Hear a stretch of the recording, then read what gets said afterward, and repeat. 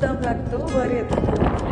थकायला होतं, श्वास पुरत नाही, पण सगळं उतरतं. 8,000 फूट उंचीवर हिमालयाच्या उंच डोंगरावर असलेल्या एका प्राचीन शिव मंदिरात आज मी तुम्हाला घेऊन जाते. वेलकम टू एपिसोड 2 ऑफ भटकंती इन हिमाचल. आज मनालीमधून आम्हाला सकाळी 7-7:30 वाजता निघायचं होतं. आम्ही तर लवकर निघालो, पण त्याच्याकडून बाईक कलेक्ट करायची आहे. त्याचं तो शॉप बंद आहे, त्याचा कॉल पण नाही लागत आहे.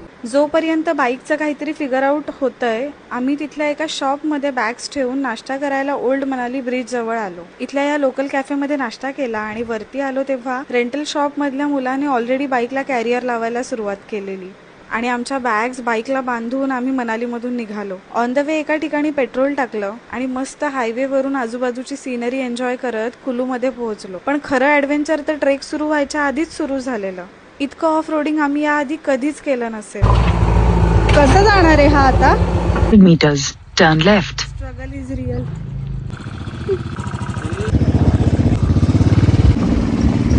वहाँ से 1-1.5 घंटा.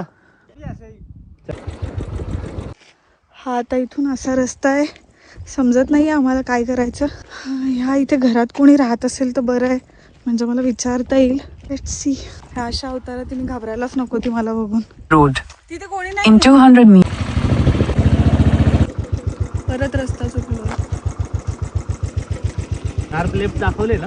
हा. आणि 4 वेळा रस्ता चुकल्यावर फायनली नेटवर्क आणि जीपीएसने साथ दिल्यावर आम्ही पार्किंग पर्यंत पोहोचलो. चला.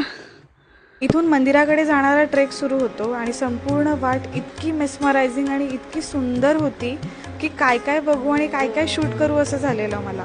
खरंच ही पहाडी माणसं किती स्ट्रॉंग आहेत हे मला हा ट्रेक करताना समजलं. ह्या एका छोट्याशा स्नॅक्स कॉर्नरला आम्ही आणि या क्यूट बुबूने खाऊ खाल्ला आणि पुन्हा चालायला सुरुवात केली. 3 किलोमीटर आहे, पण असं वाटत होतं तासनतास चालतोय. फायनली आम्ही पोहोचलोय.